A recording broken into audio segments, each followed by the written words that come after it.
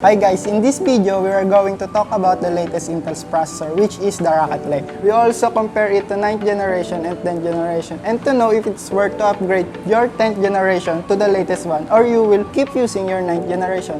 Let's find out.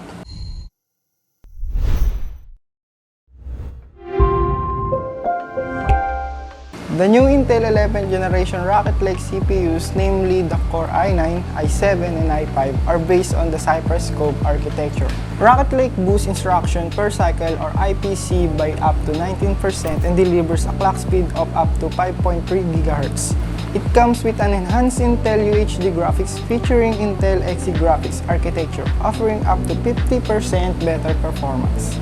What's interesting about the latest generation is not about the manufacturing process, as this still on 14nm. Now, what does all this mean? Intel is backporting some of the new technology used in Willow Cove and the company's 11th generation 10nm laptop processor known as the Tiger Lake to its 1410M desktop lineup because the Willow Cove designs are actually meant for 10nm processors.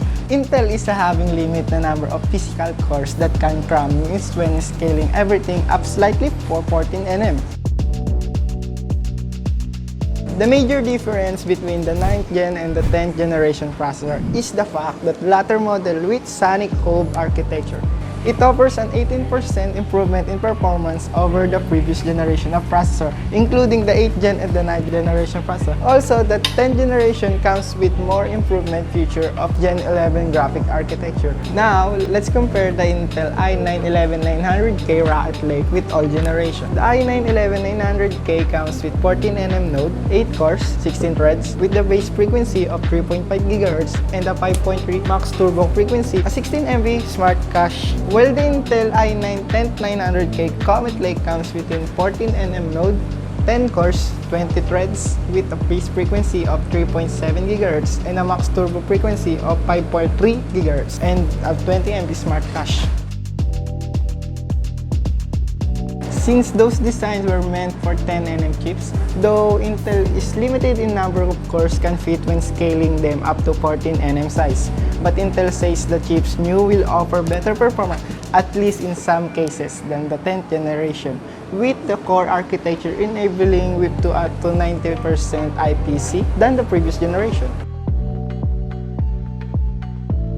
If you want to upgrade your processor as newer generation, you might consider upgrading your motherboard as well, as the 10th generation and 11th generation comes with a new socket which is LGA1200. But before that, let's compare it with the newer generation. With Intel i9 9900K Coffee Lake, it has 8 cores, 16 threads, 14nm nodes, 3.6 GHz base frequency, and a 5 GHz on max frequency turbo. Exactly the same as the i9 11900K, but the 100 MHz less base frequency over i9 9900K, though it was the same number of cores and threads. The i9 11900K Rocket Lake supports DDR4 with a speed up to 3200, while the i9 9900K only supports up to 2666. Intel's new desktop processor supports PCIe 4.0 that gives one of the big attractions about Rocket Lake. Though the Rocket Lake flagship processor has less core and threads counts over the Comet Lake, it surely gives a better performance since the Rocket Lake comes with the new technology.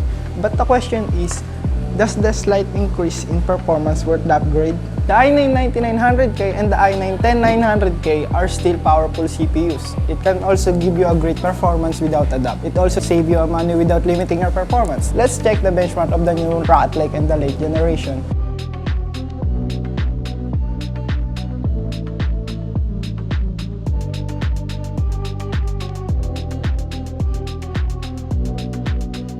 Now, let's see some benchmark made by a YouTuber called Stranger Gaming, a side-by-side comparison of i9 11900K, i9 10900K, and i9 9900K processor.